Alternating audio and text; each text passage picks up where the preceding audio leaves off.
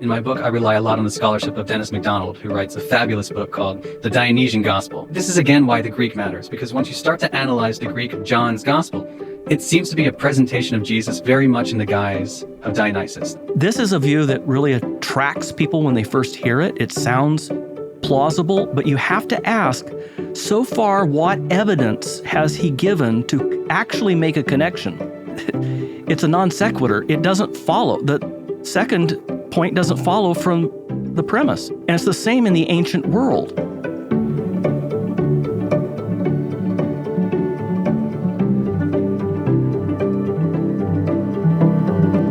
Hi, I'm Mike Horton. I teach theology and apologetics, and going to take a look at some of the comments that were made in a conversation between Lex Fridman and Brian Muraresku. And Brian Muraresku has written on the relationship between psychedelics and the origins of Christianity. So let's take a look at this.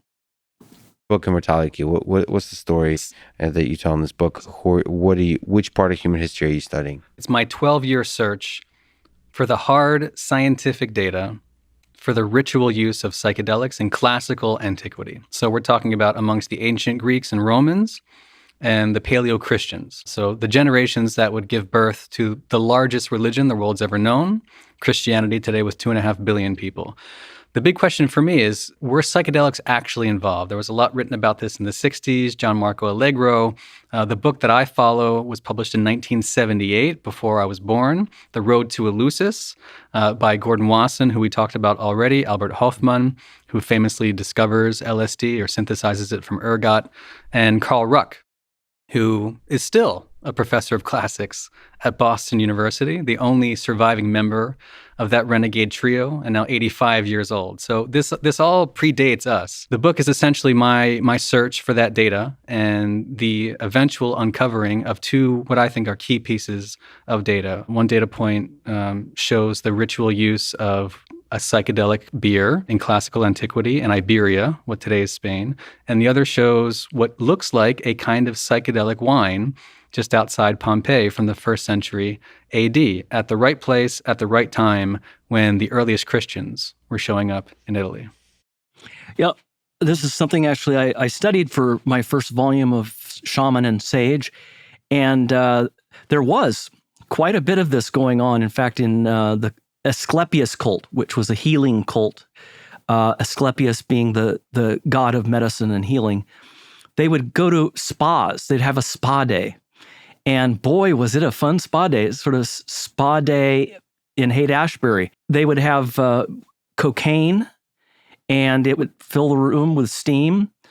There was LSD. There was, they have found numerous bowls of poppy in caves where mystery religions emerged and where people met for these mystery religions. So there definitely was some help, let's say, a little magic in the room for some of these groups. But the connection with Christianity, well, let's listen a little further. Speaking of early Christians, what role do you think psychedelic-infused wine could have played in the life of Jesus Christ? I've been saying recently that, and I hope this doesn't sound obscurantist, but I think it's impossible to understand Jesus and the birth of Christianity in the absence of ancient Greek. If you look at the literature from the 1st century AD, Dioscorides, for example, he writes this massive treatise at the exact same time the Gospels are being written. And Dioscorides, in just one of his books, talks about 56 detailed recipes for spiking wine, with all kinds of things like salvia and hellebore and frankincense and myrrh, these spiced perfumes, but also more dangerous things like henbane and mandrake, which he says in Greek can be fatal with just one cupful. And in book 474 of his Materia Medica, he talks about black nightshade producing fantasias ou aedais, not unpleasant visions. What today we would say is psychedelics. And so if it's impossible to understand Paleo-Christianity in the absence of ancient Greek, I think it's equally difficult in the absence of the sacred pharmacopoeia or wine itself, right? Just think about wine at the time. I think that the ancient Greek audience would have heard that in a very different way from us. And so they're referring to it maybe as a pharmakon, but the followers of Dionysus, which precedes Jesus. And in some cases, the story of Jesus is kind of a recapitulation of the mysteries of Dionysus. But when you think about Dionysus, maybe from your high school mythology, you think about him as the god of theater or the god of wine, which is typically what it is, or the god of ecstasy. Again, Dionysus is not the god of alcohol. There's no concept of fermented grapes. The power of Dionysus and the ability to commune with Dionysus through his blood. And before Christianity, the blood of Dionysus is equated to his wine. The sacramental drinking of the wine was interpreted, and classicists write about this, including Walter Burkert, it was interpreted as consuming the god himself in order to become one with the god. This is where we get the idea of enthusiasm, because the language matters. Enthusiasm to be filled with the spirit of the god, so that you became identified with Dionysus and acquired his divine powers. Okay, so Dionysus, first of all, he had his followers going around pricking each other with wands that had a pine cone and a needle at its tip. Not sure exactly what was on the needle, but it may have been a little ecstasy.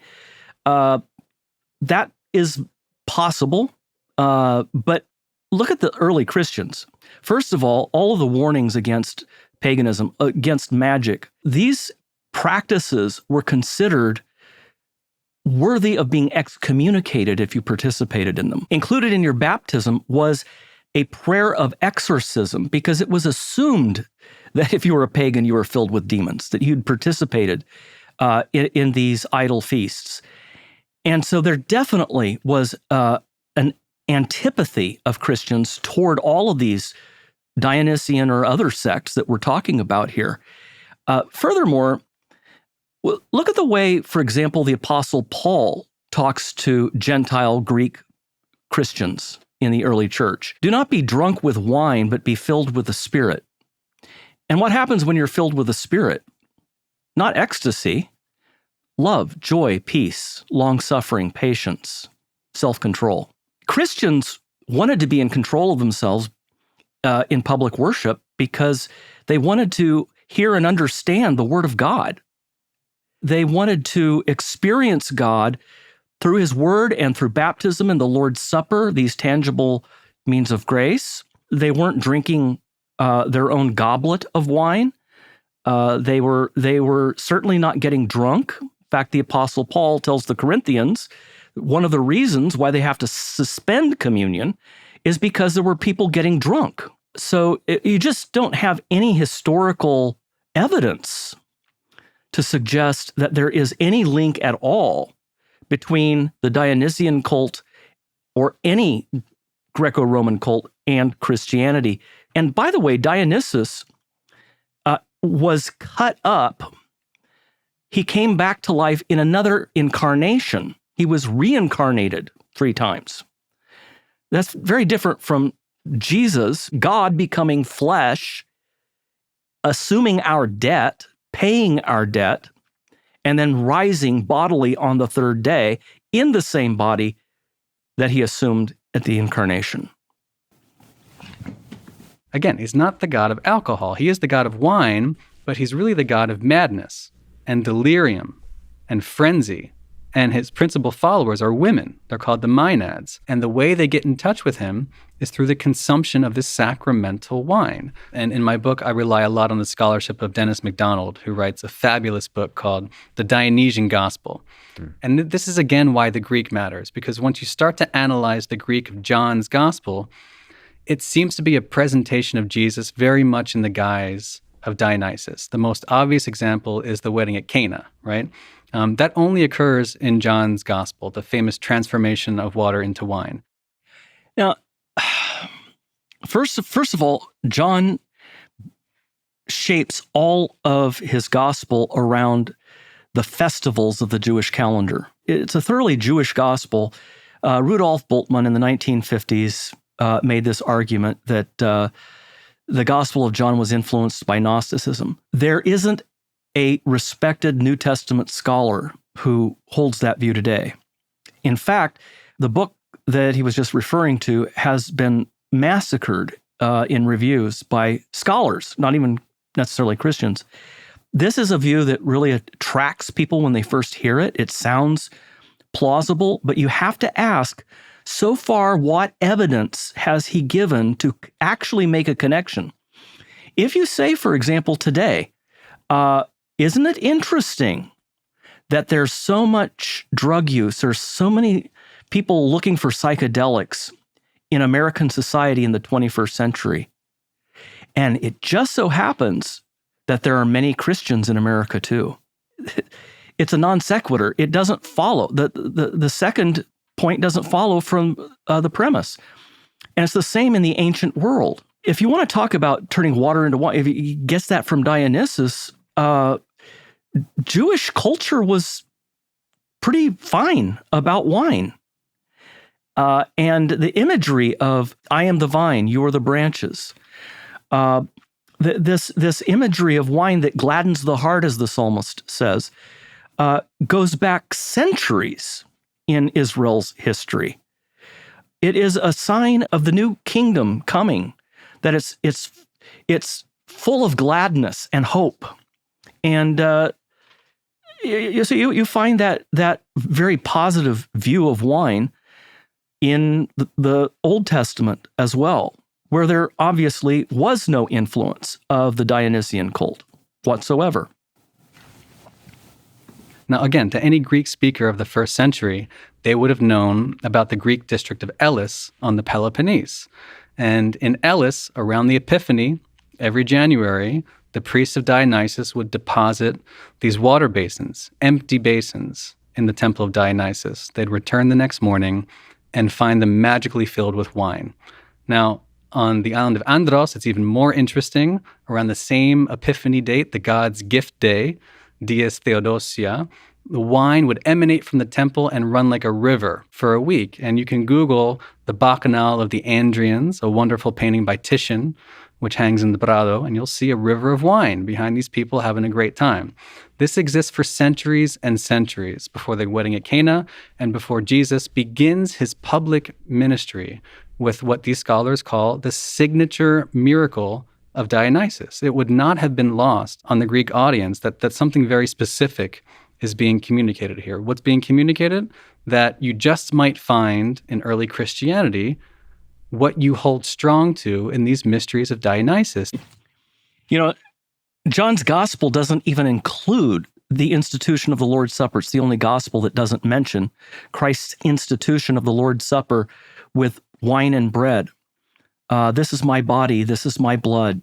Our friend here just simply, he's obviously brilliant, but has gone down one of these rabbit holes that just is based on pure speculation and sort of what it is similarities.